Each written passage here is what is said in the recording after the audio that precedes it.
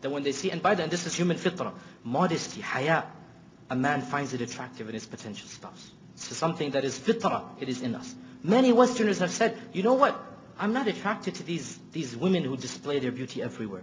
I find them cheap.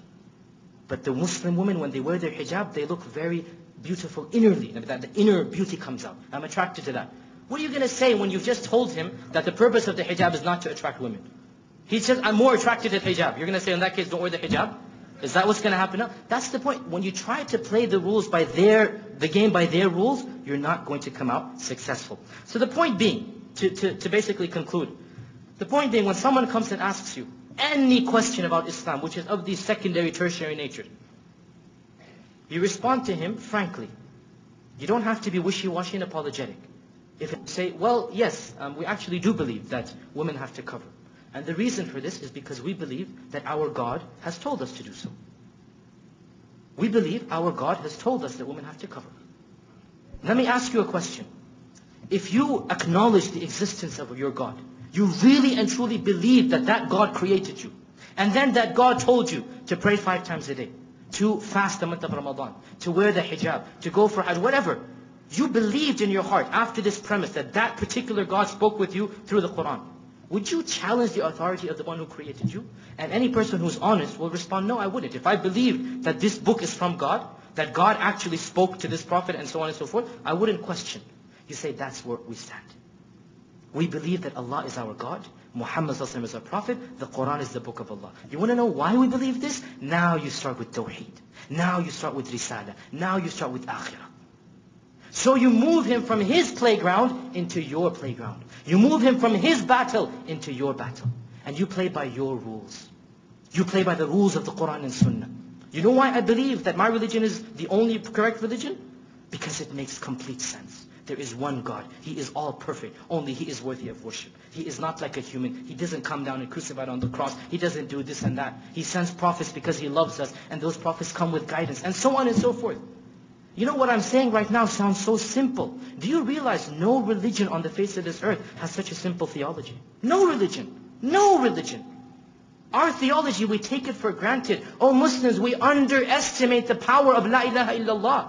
We underestimate the power of La ilaha illallah. Why are you arguing about the economic system and the prohibition of interest and hijab when you have the weapon of La ilaha illallah on your side? How can they possibly argue with La ilaha illallah? How? When you move it into this playground, when you start playing by your rules, wallahi they have no defense mechanism. You will leave them dumbfounded. When you start explaining to them, the reason I'm like this is because I believe I have a God who created me. I believe that this God knows what's best for me. I believe He revealed the Quran and Sunnah and told me what to do. And then you approach it from that angle. By Allah, how can He attack you? How can He attack you? He can't. You have surrounded yourself by an impenetrable fortress. And your enemy has no fortress at all. The theology of every religion, you can easily critique it and destroy it. So the point is that when people come to you and bring forth these, accusations, whatever it might be, whether it be the hudud, whether it be women's roles, whether it be, the economic system, whatever it might be. If it's true, if it's not true, you obviously say, well, this is not a part of Islam. Female genital mutilation is not a part of Islam. Openly, it's not, there's no ifs, ands, or buts about it. What's happening in certain countries completely goes against our Sharia. You don't have to defend that, obviously. You shouldn't defend that. But if they come to you with something which is Islamic, then if you be wishy-washy, if you're embarrassed about your own faith, if you feel inferior because of the iman Allah gave you, firstly, that's a problem. Secondly, how do you expect izzah to come when you feel already inferior to this person who doesn't believe in Allah and His Messenger? How do you expect Allah to give you izzah? Thirdly, as I said, because He's invented the rules, you're never going to win Him at His game. He will always be the winner. Once He finishes this topic, He'll move on to another, and then a third, and then a fourth. And that's exactly what's happening in our times.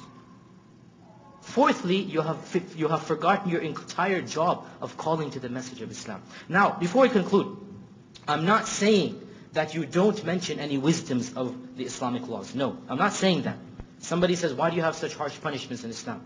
Well, you say, firstly, well, because we believe Islam is a complete way of life, and that our Lord has told us what the punishment of stealing of this and this is. Then, after you have this impenetrable fortress, then you move on to the secondary issues.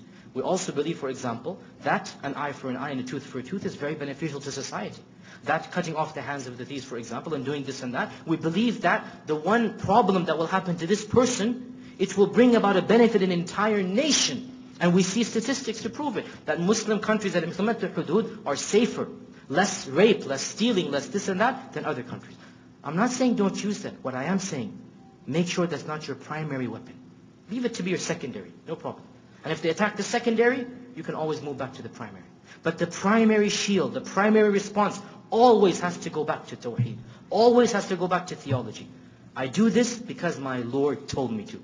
What are you going to do about that? How are you possibly going to argue with that? That is your primary battleground. And I conclude by stating that don't be embarrassed of your religion. Be proud of what Allah subhanahu wa ta'ala gave you. This is a type of pride which is not bad. It is a pride that comes with iman. To be proud of a Muslim, you shouldn't be embarrassed of being a Muslim. You shouldn't have to justify and defend what you know to be true. Be proud. Don't be wishy-washy. Don't be apologetic. And realize that when you approach them in this manner, when you approach them from methodologies and from ideas and from theologies which they cannot refute, you don't have to worry about being on the defensive. Rather, you can go on the offensive and start calling to them to the fundamental of all fundamentals, which is Ashhadu an la ilaha illallah wa ashhadu anna Muhammadan Rasulullah. I conclude by stating that Islam has been attacked throughout the centuries from many different angles. It's not the first time. It's not the first time there's a clash of civilizations. It's not the first time the two cultures or three cultures have come and there's a tug and war between the two. For many Muslims sitting here, they don't know of the previous cultures and clashes. Read Islamic history, read theology, read usul and fiqh and everything. You will understand this is not the first time. And when you understand that, and you look at the responses of what happened in the past, apply it to our times as well. And realize that izzah from Allah subhanahu wa ta'ala only comes through iman and taqwa. مَنْ كَانَ يُرِيدُ الْعِزَّةَ فَلِلَّهِ الْعِزَّةُ جَمِيعًا.